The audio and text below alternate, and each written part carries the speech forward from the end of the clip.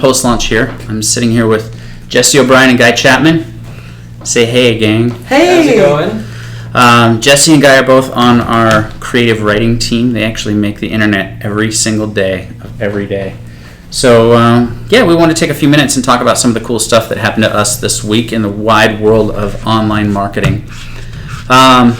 Some interesting things that have come out, some interesting opportunities that have came across our desk as of late. It seems like the mobile app market is resurging again. We're seeing a lot of people. You see some people in the background there trying to screw around and mess up our podcast. This is why we can't have nice things. I know. We've seen some interesting new space stuff start up in the space of medical mobile applications. We got contacted by a new startup this week, and I'm really pretty excited about helping them get off the ground and helping them grow. You guys have done any of the writing for any of our mobile app clients? I have not. I have not yet. Okay. But it's a good time to learn. And that's cool. One of the things that we find that's really pretty effective in getting people to find and engage on mobile apps is do a lot of blogger outreach, which is something that we do here at Post-Launch, which is pretty cool. Whenever we have the opportunity to talk to something where there's already a built-in audience, it just makes it that much easier. And there's a lot of bloggers out there that review mobile apps on a regular basis. So we actually have a list of about 80 that we like right now that we send content to on a regular basis whenever we have a mobile app to market or mobile app to showcase. In the background there, dancing around in the mirror, who didn't want to be on the broadcast today, is our editor, Annie Runyon.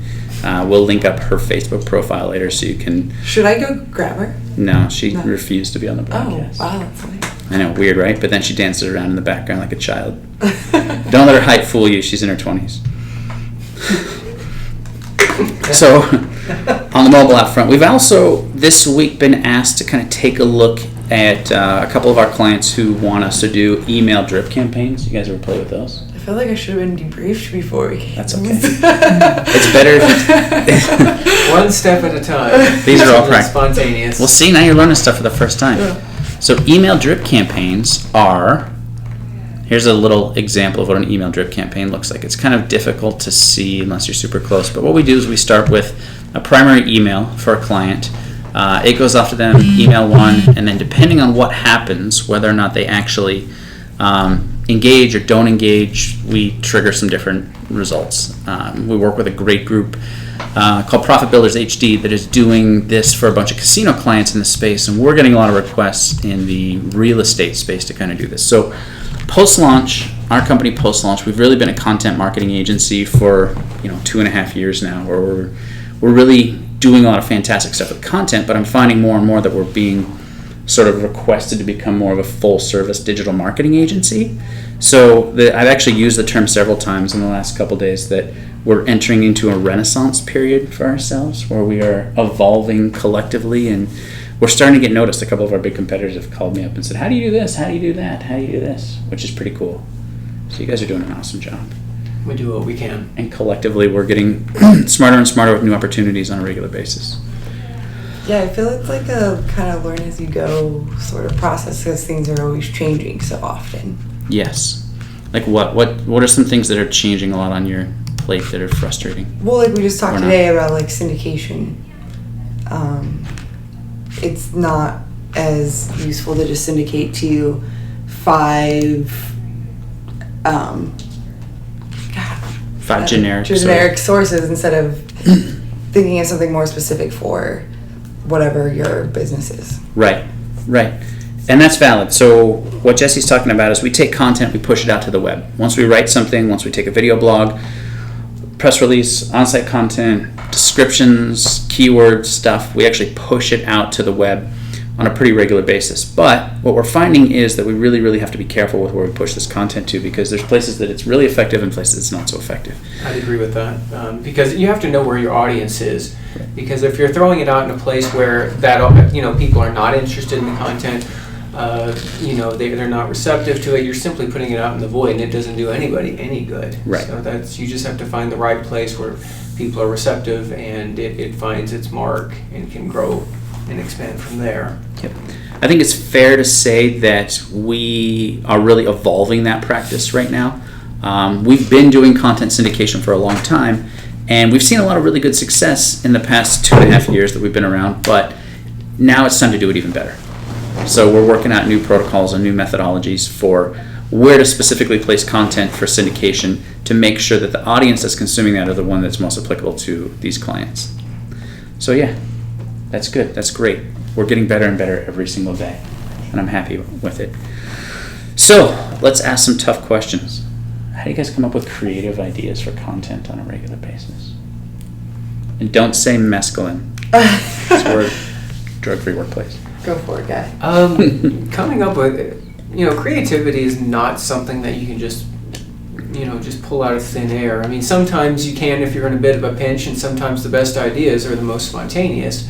On a lot of the clients that we deal with, their subjects are very in-depth. You have medical, you have financial, everything from automotive parts.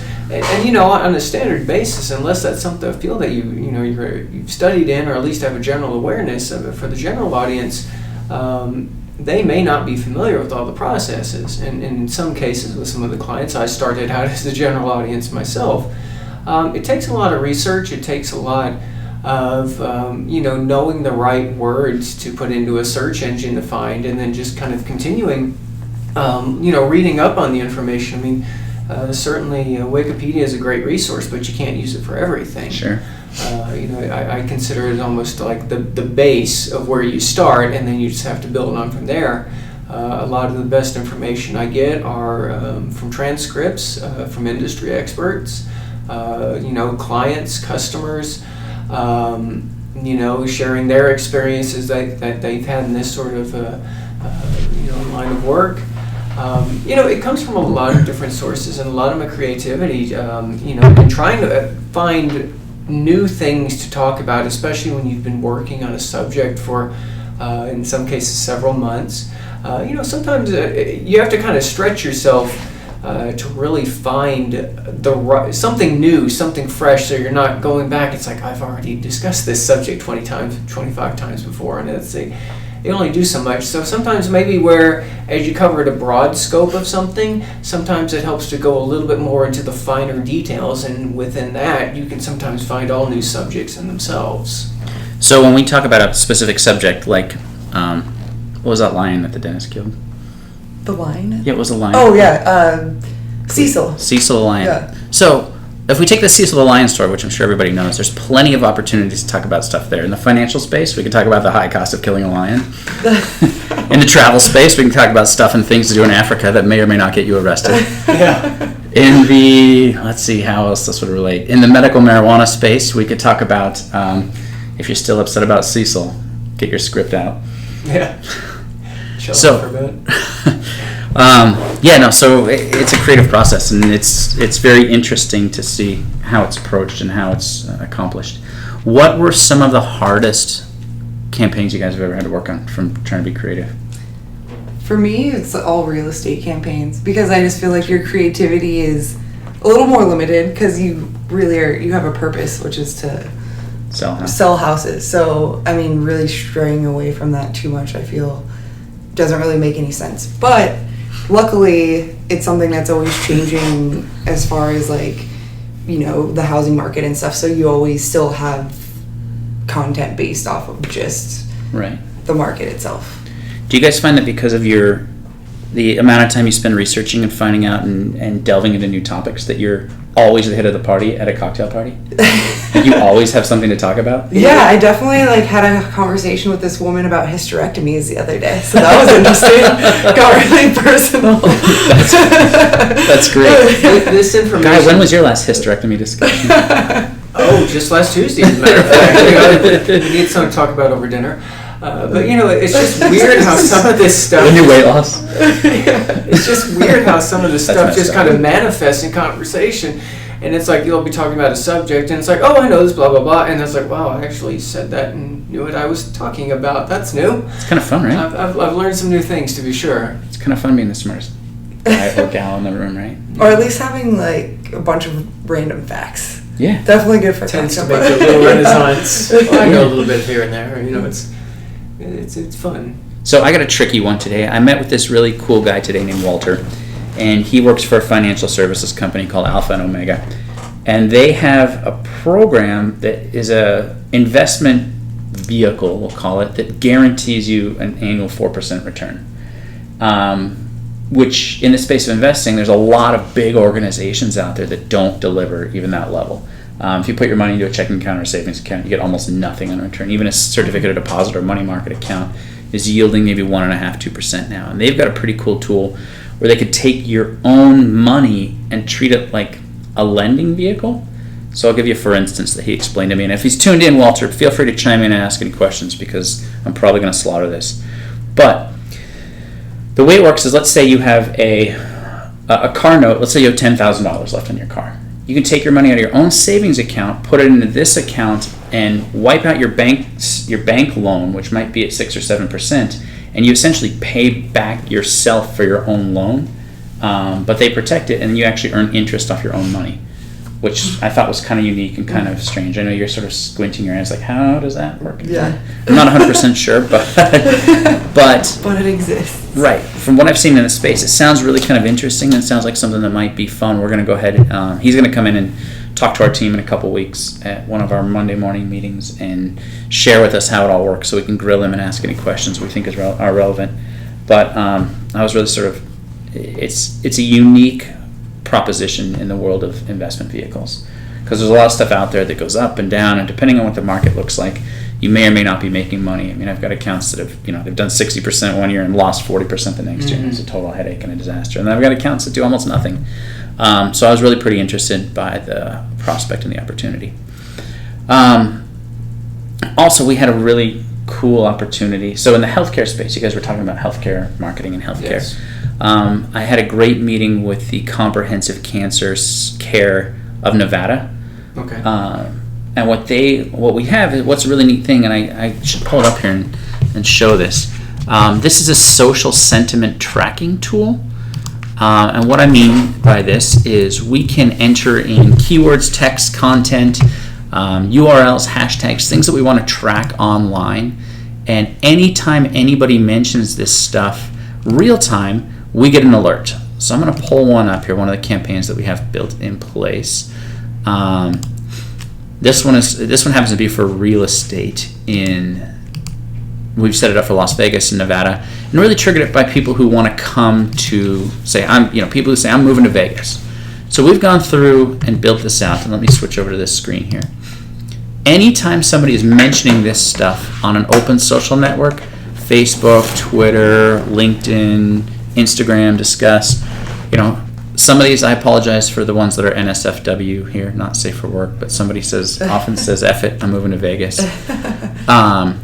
But let's imagine you're a real estate agent in Las Vegas. Every single one of these people are actually talking about moving to Las Vegas. So what you can do right through this portal is just click reply from your own brand, and I can reply right next to this young lady.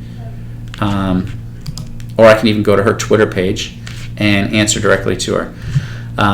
Moving to Vegas? Well, hey, guess what? We've got a home for you. We've got an apartment for you. We've got a vehicle for you. We've got whatever for you. You're going to need new insurance. You're going to need this. You're going to need that. You're going to need the other.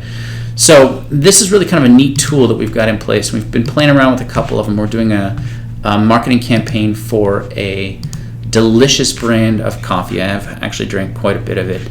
But we went through and we set up anybody online who's talking about gourmet coffee or non-GMO coffee or organic coffee. This is a really pretty cool track. So, we can go through and identify their social influencers and push out content directly to these people and even engage them in some contests to say, hey, be part of it. There's one that just came in. But this actually tracks real time what we have in place and what we do. And we can actually, this one's getting quite a few mentions in the space of gourmet coffee. But if I can look at somebody who put something in at noon. This guy, jobs in Monterey. That's a job listing site. Let's see if we can find another one. The Little Black Coffee Cup. I believe that's an Instagram account. This one is? Yeah, it is an Instagram account. Good work. It's quite popular. So you've engaged with it before, clearly. Let's see if we can find another one. Kate Martin. Here we go. Kate Martin. Who knows what we got money spent on barista sittings. So we can go back to Kate and say, hey, Kate, better than what you're getting at barista, Starbucks, what's the other one? Coffee. Pete's. Yeah. Coffee bean, tea, coffee. Check out this coffee. And send her information, send her details, send her coupons, send her special offers, send her anything that's really going to be relevant in this space. So for us, it's really kind of cool.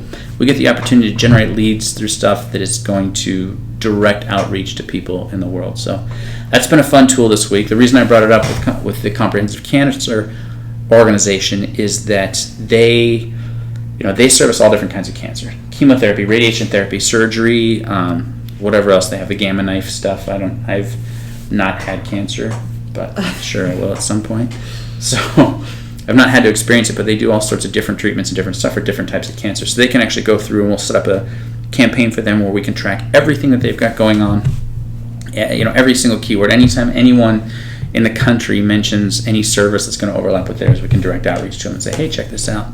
Learn about this, read about this, here's some information, and really push content and thought-provoking material out to specific individuals. So our content, back to what we were talking about, syndication sources, direct push for the content that we're creating, ourselves being the expert and being the voice of our clients, this will become a really cool new tool that we'll be able to engage with a lot of these folks on. You guys are nodding aggressively. Well, it's an interesting tool because it's so comprehensive. It really is all-seeing.